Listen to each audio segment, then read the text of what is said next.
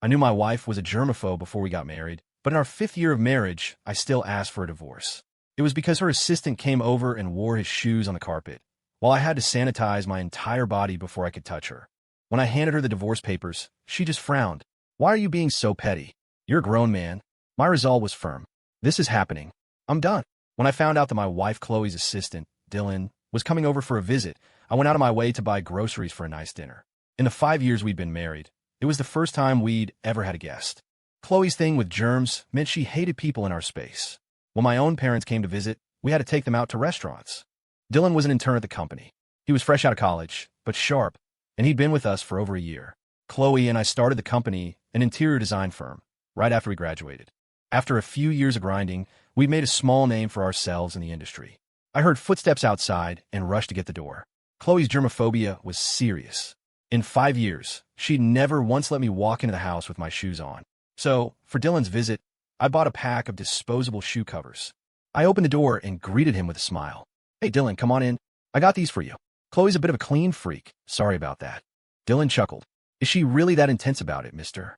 Miller?" Chloe shot me a look, then turned to Dylan, her expression melting into a playful, almost girlish smile. Her voice was soft. "Don't listen to him." She kicked the shoe covers aside and pulled Dylan into the living room, acting as if she couldn't care less. "Those things are so uncomfortable. Don't bother." The smile on Dylan's face deepened. As he stepped inside, he glanced back at me. "Leo, you need a hand with anything?" I don't know why, but I felt a flicker of provocation in his eyes. Before I could answer, Chloe pulled him down onto the sofa. She always seemed to use that gentle tone with him. "You're the guest today, just relax. He can handle the cooking." Dylan, wearing his dirty sneakers, stepped directly onto our pure white area rug. The gray scuff marks stood out like a fresh wound. He just walked right on it. In the 7 years I'd known Chloe, she wouldn't just forbid me from wearing shoes inside. I had to disinfect my hands with rubbing alcohol before I could even touch her. My eyes darted to Chloe. She was beaming, her eyes crinkling at the corners. It was like she was a completely different person than the one I dealt with every day. I couldn't help but remember the time I'd been rushing out and forgot my phone. I ran back inside without thinking to take off my shoes. When Chloe saw the footprints, she flew into a rage, screaming and kicking at me. She ended up mopping the entire apartment 3 times and then going over every surface with disinfectant before she finally calmed down. A wave of frustration washed over me, a dull throb starting in my temples. But I knew this wasn't the time to start a fight. I had to wait until he was gone. I swallowed my anger and went into the kitchen. I washed vegetables, chopped ingredients, and worked over the hot stove, a whirlwind of activity. From the living room, all I could hear was the sound of their cheerful laughter. At the dinner table, Dylan took a bite of the short ribs I'd made and lavished them with praise. "Chloe, these are incredible. You have to try one." He said it so casually, using his own fork to place a piece of meat onto her plate. The gesture was so familiar, so practiced, it was as if he'd done it 1,000 times. I instinctively opened my mouth to say something, but then I saw Chloe pick it up without a second thought and take a bite. Not a trace of disgust on her face. My throat felt tight, like it was stuffed with cotton. It was only today that I finally understood. Well, load of crap. Her so-called germophobia was apparently selective. After dinner, Chloe walked Dylan downstairs. I stood in the living room, staring blankly at our wedding photo on the wall. Chloe was the it girl of our design program in college, gorgeous with a model's height. I worked my ass off to win her over. Flowers, gifts, lunches, Venmo transfers for her shopping sprees. I did it all. She loved beautiful things and had expensive taste, always living beyond her means. When I found out, I started pinching pennies, giving her most of my own student loan money. I'll admit, Chloe knew how to play the game. Otherwise, I never would have fallen so hard. She'd accept everything I gave her while keeping me at arm's length. Whenever I tried to take things to the next level, she'd say she needed to evaluate me a little longer. But the moment I looked like I was about to give up, she'd drop some ambiguous, flirty comment to pull me back in. She strung me along like that for 4 straight years. Then, senior year, I was heading out with my roommate to pull an all-nighter playing League of Legends. On the way, we saw Chloe, all dressed up, getting into a gleaming black Mercedes. I saw red. I felt like the biggest fool in the world. I wanted to storm over and demand an explanation, but I knew I had no right. I was just one of her orbiters, a simp. Why humiliate myself? Just as I was finally ready to let her go, she suddenly threw herself at me. She said she wanted to get married, but on one condition. My family had to come up with $50,000 to pay off her mountain of credit card debt. I was so giddy with excitement, I couldn't think straight. I begged my parents until they scraped the money together. After we got married, I practically worshipped her. I'd squeeze the toothpaste on her brush in the morning and bring her a basin of warm water to soak her feet at night. When she said she wanted to start her own business, I put up the money in the sweat equity. Once the firm started getting recognized, she said seeing me at work and at home every day was exhausting her. Without a second thought, I moved my workspace back home. To outsiders, it looked like a modern household. Wife as the breadwinner, husband holding down the fort. What they didn't know was that I was the one behind most of the firm's actual design work. The sound of the front door opening broke me out of my thoughts. Chloe's gaze swept over the dinner table. "Why haven't you cleaned this up yet?" she snapped. "Are you waiting for me to do it?" I was about to apologize out of habit, but the image of Dylan's sneakers on our white rug flashed through my mind. I suddenly wanted to test a theory. Was her germophobia cured, or was it really just about who the person was? I stood up, walked over to her, and without warning, pulled her into my arms. Her reaction was explosive. She shrieked, shoving me away. Before I could process it, a sharp, stinging pain erupted across my cheek. "Leo, are you insane?" she hissed, her face contorted in disgust. "Have you showered? Did you sanitize your hands?" She frantically grabbed a wet wipe and started scrubbing at the skin where I'd touched her, her revulsion on full display. "You men are all the same. You only think with what's between your legs." She threw the wipe on the floor. "You disgusting pig." She turned on her heel, went into the bedroom, and locked the door behind her. It felt like a giant hand was squeezing my heart, a dull, crushing ache. I lit a cigarette, took a deep drag, and the nicotine flooding my lungs gave me a moment of clarity. Pig was one of Chloe's favorite words for me. I wasn't exactly lean. At 6 feet, I was around 220. But I wasn't grossly overweight. Her attitude with Dylan was still fresh in my mind. The contrast made me feel like a complete clown. For the first time, the thought of divorce entered my head. I looked up a lawyer online, but the moment the call connected, I hung up. I had loved Chloe for 9 years. I couldn't let go. After that night, we entered a cold war. She was out early and back late. She blocked me on everything, iMessage, Instagram, you name it. A week later, I caved again. I made all her favorite dishes and took them to the office, ready to apologize. Just as I was about to push open the door, I heard a woman's flirtatious giggle from inside. "Wow, Dylan, your abs are amazing." The tone was practically purring. My grip tightened on the food container.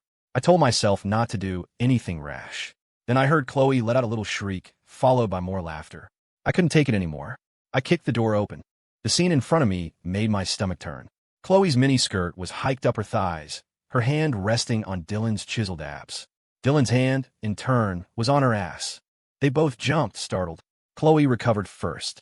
There was no shame or fear on her face, just irritation. She frowned. "What are you doing here?" I slammed the food container down at her feet. The meal I'd so carefully prepared splattered across the floor. In that instant, the decision I'd been hesitating on was finalized. Let's get a divorce. That same day, I had a lawyer draw up the papers. I didn't want the company. Chloe could buy out my shares at market value. When I handed the agreement to her, her beautiful face flashed with annoyance and impatience. "Are you serious?" "I already told you. I tripped, and he was just helping me up. And in your mind, that's cheating, right?" If I hadn't walked in, they probably would have tripped their way right into bed.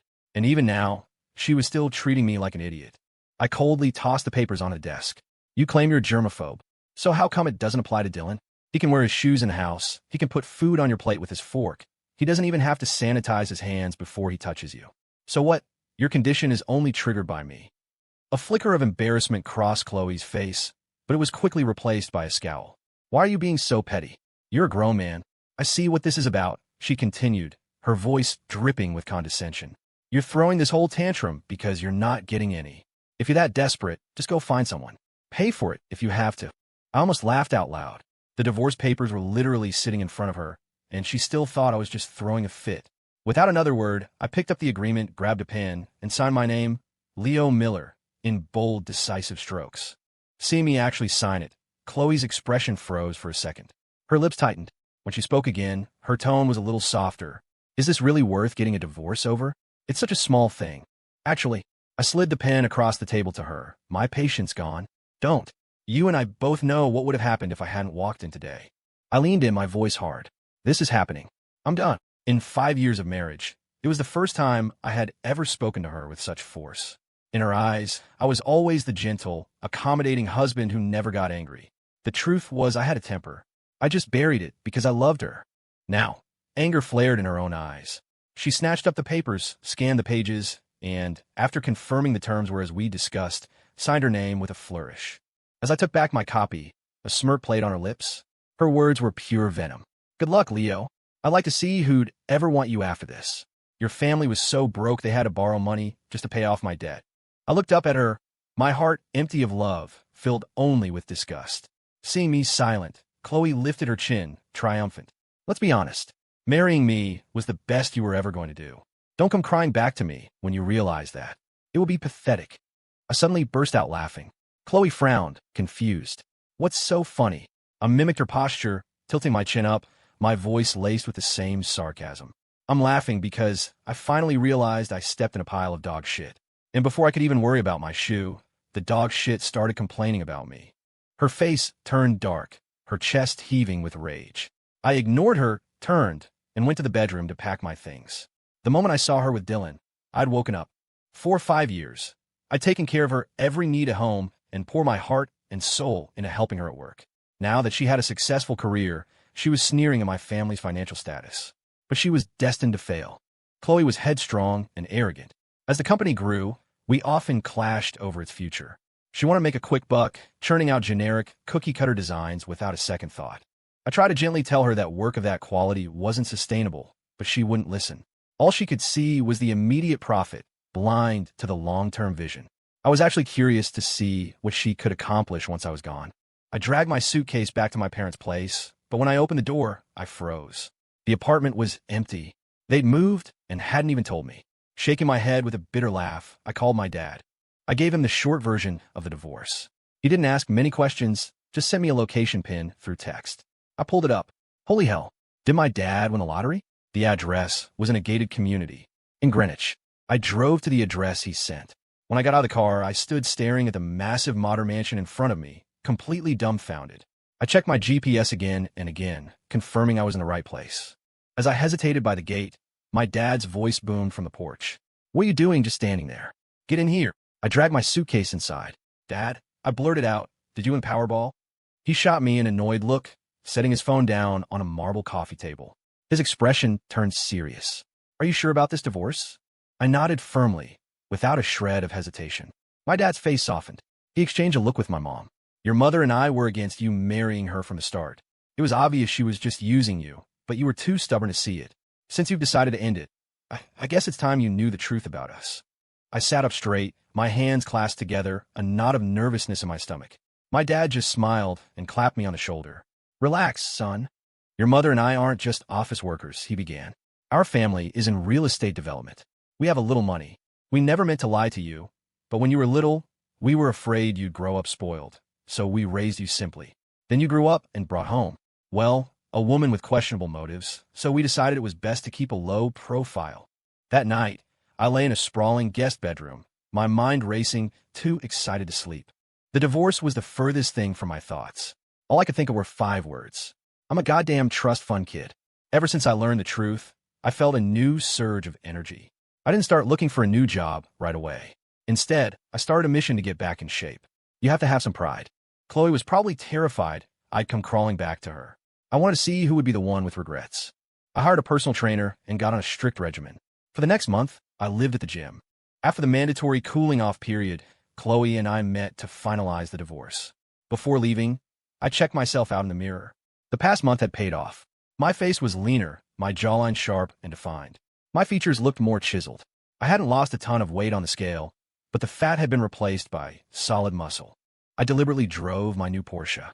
When I arrived, Chloe was pacing impatiently, with Dylan hovering nearby. I pulled the car up smoothly in front of them. The moment I opened the door, Chloe's eyes snapped toward me. Dylan even took a few steps closer, his eyes wide. Dude, this car is sick. Must be a couple $100,000, right? He clearly didn't recognize me. I just nodded and started walking toward the courthouse. As I passed Chloe, I glanced back at her. She subconsciously tucked a strand of hair behind her ear, a faint blush coloring her cheeks. I frowned. Aren't we getting a divorce? Let's go. Her carefully composed expression shattered. Her eyes went wide, and her voice became shrill. Leo? She looked me up and down, then glanced at the Porsche, a look of dawning comprehension on her face. She crossed her arms, her voice dripping with superiority. Wow, you're really committed to the act. How much does it cost to rent this thing for a day? I'd expected as much. Good thing I was prepared. I pulled the car's registration from my pocket and let it drop at her feet. After making sure she got a good look, I bent down with a smile and picked it up. Whoops, sorry about that. Bad grip. Her face darkened, and she shook her head in disbelief. That's impossible. Your family is dirt poor. You had to borrow money for the wedding. Where did you get the money for this? I gestured impatiently toward the building. Are we doing this or not? You're not having second thoughts, are you? Chloe immediately let out a derisive laugh, her tone back to its usual sharpness. Of course we are, as if you could ever make me have regrets. The moment we walked out of the courthouse, she threw herself into Dylan's arms, her face beaming. Dylan, from now on, we can finally be together, out in the open. She shot me a provocative look, as if deliberately trying to get a rise out of me. Then, standing on her toes, she planted a kiss right on Dylan's lips, right in front of me. For some reason, my emotions were a jumble. A little sour, a little nauseated, but the feeling passed quickly. That same evening, Chloe posted on Instagram, announcing 2 pieces of happy news. The first was that she was finally divorced from me. The second was that Dylan had officially asked her out. I saw a bunch of her old college classmates in the comments asking why we'd suddenly split. Chloe's reply was infuriatingly vague. Leo, well, we're divorced now, so it's not right for me to say much. I just hope we can both find happiness. The friend replied with a bunch of heart and hug emojis. The way she phrased it made it sound like I was the one at fault. I had planned to be civil about this, but if that's how she wanted to play it, I didn't need to hold back. I left a comment right under hers. Yes, we're divorced, because Chloe was cheating on me with her assistant. If I hadn't walked into her office when I did, they would have. And I didn't stop there. I copied the text and replied directly to every single mutual friend who had commented. My phone immediately started blowing up. Most of the notifications were from old classmates hungry for gossip. But one message stood out from the rest. Leo, you finally get your head out of your ass? It was from my best friend from college, Mark Peterson, the same roommate who'd been with me that night we were heading out for league. When I told him I was going to marry Chloe, he'd read me the riot act. I'd fired back, and it ended with both of us getting black eyes. We hadn't spoken in the 5 years since. I gave Mark a call. He was nearby, so we decided to meet up. He hadn't changed a bit. He circled me 3 times, then punched me solidly on the arm. Damn, Leo, I barely recognize you. I laughed, slinging an arm over his shoulder as we walked into a quiet cocktail lounge. That's how it is with real friends. Even after years apart, it feels like no time has passed. We sat across from each other, drinking and shooting the shit, talking about our dreams, just like back in college. When I found out Mark had just quit his job, I invited him to join my new venture. It wasn't a spur-of-the-moment idea. The second the divorce was final, I decided to start my own firm. If I could build one successful company, I was confident I could build a second one, even bigger and better. Mark agreed without a moment's hesitation.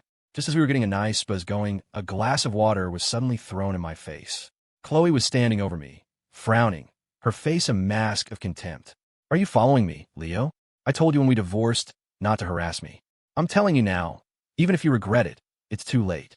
Her tone was as cutting as it was confident. To be fair, she had a reason for that confidence. For the 9 years we'd known each other, I really had treated her like a goddess. I hadn't even said a word, but Mark exploded. He'd never liked Chloe, and he didn't mince words now. Are you delusional? You think you're God's gift to men? A fly would get lost in the wrinkles around your eyes, and you're still this full of yourself? Why the hell would Leo follow you? Mark's eyes flicked to Dylan, who was sitting at a nearby table, and he rolled his eyes dramatically. To watch you swap spit with that little third-wheeling chicken? That's disgusting. Mark's verbal takedowns were legendary back in college. He could play a video game, flawlessly executing moves while simultaneously eviscerating an opponent on comms without missing a beat. The music in the lounge wasn't loud, and every one of Mark's insults landed with brutal clarity. Heads at nearby tables turned to watch the drama unfold. Even the bartender seemed to have lowered the music. Chloe's face grew more and more mortified. Her hands were clenched into fists, and she glared at me, her eyes full of resentment. She was probably furious that I wasn't defending her. In the past, Mark had insulted her to her face before, and I'd gotten into more than one fight with him over it. I used to be blinded by love, but not anymore. I was wide awake. The standoff was broken when Dylan got up and walked over. He took Chloe's hand, lacing his fingers through hers, and glared at Mark. Real classy, dude. Cursing at a woman. Mark just snorted. Hey man, honest question. Does your neck ever get tired from looking up all the time? A ripple of laughter went through the nearby tables. Mark was almost 6'3". Dylan was decent looking, but he couldn't have been more than 5'8". The little chicken insult was starting to seem pretty apt. Dylan's face turned beet red, his eyes blazing. He didn't say another word, just grabbed Chloe's hand to leave. But then Chloe did something crazy. She yanked her hand away and stood right in front of me. Her face was grim, her voice thick with anger. "Leo, I don't care if this was a coincidence or you did it on purpose. Stay out of my life. This isn't the first time you've pulled a stunt like this, after all." She took a breath, puffing up her chest. "I deserve someone better. I know it might be hard for someone in your position to find anyone as good as me, but whatever. I wish you happiness." I finally got it. She was embarrassed and was trying to save face by putting me down. What man would tolerate that? I slammed my hand on the table and shot to my feet. "You really think you're some kind of prize, don't you?" As the words left my mouth, a hand gently took mine. I turned to see a stunning woman in a silk slip dress and high heels, with long, wavy hair. A true bombshell. She smiled at me, then leaned her head against my shoulder, her eyes flicking over to Chloe with a dismissive little humph. "Someone better than you? Looks like she just arrived." Chloe's face went pale. Without another word, she spun around and stormed off, almost forgetting her purse. After she left, I thanked the woman. When Mark and I left the lounge, he realized he'd forgotten something. I waited for him by the door. A minute later, he came out grinning, slinging an arm around my neck. "You can thank me later, buddy." I found out when I got home that he'd given my number to the woman from the bar. Her name was Isabel. She was a fashion designer. No wonder she had such incredible style. We chatted for a bit before saying goodnight. Starting the new company was a breeze this time around, since I'd done it all before. Within a month, we were up and running. When word got out that I'd gone solo, a lot of my old employees reached out. I hired them all back. Even some of our former clients started sending new business my way. Though I was starting from scratch, within 6 months, the new firm was already turning a healthy profit. A year later, we were one of the leading names in the industry. Chloe's company, on the other hand, had been on a downward spiral ever since I left. You can't build a lasting business on soulless, rushed designs. Clients bleed away. I heard from a former employee that her firm was in a serious financial crisis, and she was desperately trying to raise capital. I also heard that she and Dylan had gotten engaged 6 months ago, but with the wedding approaching, they were fighting constantly. None of it was my problem anymore. Not only was my career thriving, but my relationship with Isabel was getting serious. I figured Chloe would come to me for money eventually, but I didn't expect it to be so soon. I saw her waiting outside my office building one day as I was leaving. I was going to ignore her, but I didn't want a scene in front of my employees, so I got in her car. She drove down into the underground parking garage. The moment she killed the engine, the cloying scent of her perfume filled the space. Chloe's hands snaked around my neck, and her red lips pressed against mine. In all the years I'd known her, she had never been this aggressive, this passionate. When I came to my senses, I instinctively tried to push her away, but she clung to me, refusing to let go. Under her relentless assault, my traitorous body began to respond. But just as her hand moved to unbuckle my belt, a jolt of clarity shot through me. I shoved her away, hard, and threw open the car door. She scrambled out after me, wrapping her arms around my waist from behind. "Leo, help me. You're the only one who can." I hardened my heart and pried her hands off me. "I can't," I said coldly. Chloe stared at me in disbelief, her almond-shaped eyes welling up with tears. Her voice softened into a plea. "Leo, you know what's happening with the company. We built it together with our own 2 hands. Can you really just stand by and watch it go bankrupt?" For a split second, her words found their mark. I had poured so much of myself into that company. But then I remembered everything she had done. I clenched my fists, my voice tinged with impatience. "That company has nothing to do with me anymore. When we divorced, you told me to stay away from you. Please do me the same courtesy." Tears streamed down Chloe's face. She closed her eyes, as if steeling herself for something, and when she spoke again, her voice was strained. "I knew you were still angry with me. If you help me get through this crisis, She winced, a look of humiliation crossing her face. "I'll call off the wedding with Dylan. We can get remarried." I almost laughed. Did she really think refusing to help her was some kind of tactic to force her back to me? Did she still think I was the same guy who worshipped the ground she walked on? I let out a short, sharp laugh. "You've got it all wrong. I have no interest in getting back together. I'm just not interested in helping you." I paused. "By the way, does your fiancé know you're here?" Chloe froze. She'd offered me an out, a way back to her, and I'd thrown it in her face. Her pride, always her most cherished possession, couldn't handle it. She wiped her tears, straightened her back, and resumed her old, haughty posture. though her voice dripped with resentment. Are you sure you want to keep playing this game, Leo? Fine. I guess I'll have to marry Dylan then. Don't come crying to me when you regret it. Her words were almost funny.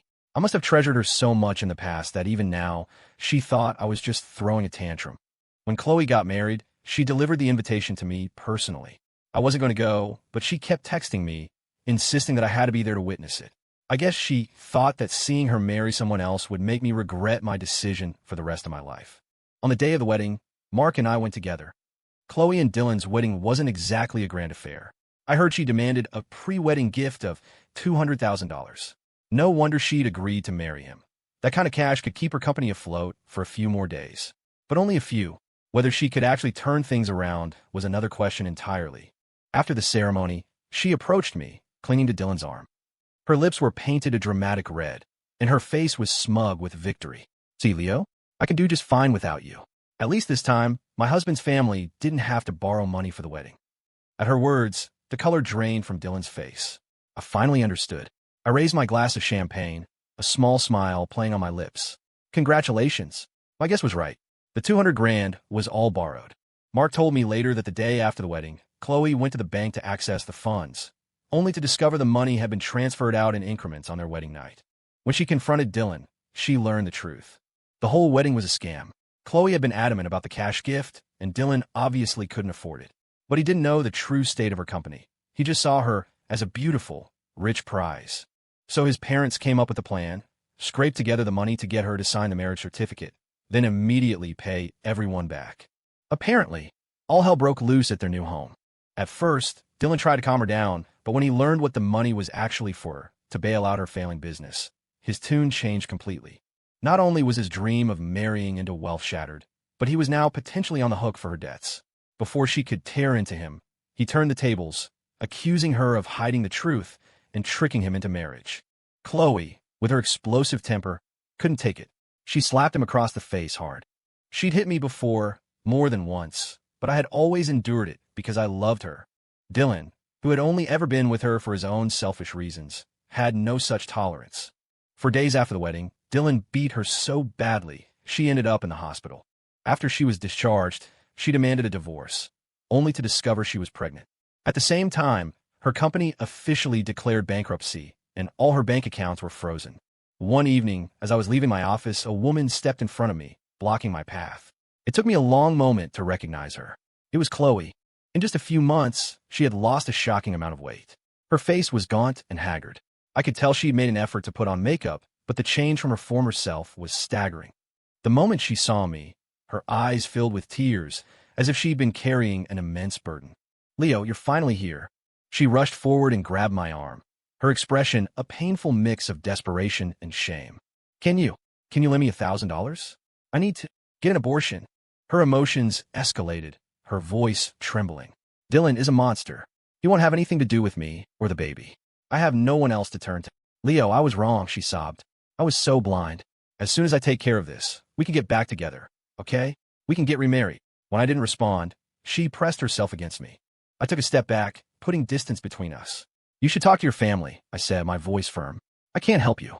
We're over, Chloe. It ended a long time ago. There's no chance for us. I softened my tone slightly, but the message was final. I'm getting married. Please, don't look for me again. It seemed like only then did Chloe finally realize that I wasn't joking, that I wasn't just playing some long game out of spite. She staggered back a step, a flicker of genuine regret in her eyes. No, she whispered, that's impossible. Impossible. I walked around her and started to leave. She lunged from behind, wrapping her arms around me in a death grip. I struggled to pry her fingers off, my anger rising. Let go. She clung to me like a leech. Just as my patience reached its breaking point, Isabel arrived. She walked up and tapped Chloe on the shoulder. Crossing her arms, she looked down at her, a flash of anger in her eyes. Hey, have you had your hug yet? Chloe finally looked up. When she saw who it was, her grip loosened in surprise. It's you. Seizing the opportunity, I pulled Isabel toward my car. As we drove away, I glanced in the rearview mirror. Chloe had collapsed onto the sidewalk, sobbing uncontrollably, all pretense of her former pride gone. It was a sight I never would have imagined from the woman she used to be. But in the end, she had brought it all on herself. I later heard from Mark that she borrowed money from old classmates to get the abortion. After that, she and Dylan divorced. She started looking for work, but she struggled. After years of churning out the same uninspired designs, she was out of touch and out of her depth. After Isabel and I got married, I handed the reins of my design firm over to Mark. I went back to my family's business, taking over the real estate empire from my dad. Under his guidance, I took the company to new heights. You could find articles about me and my work all over the business news sites. Mark told me that when Chloe eventually found out about my real background, she started desperately asking around for my new address and phone number.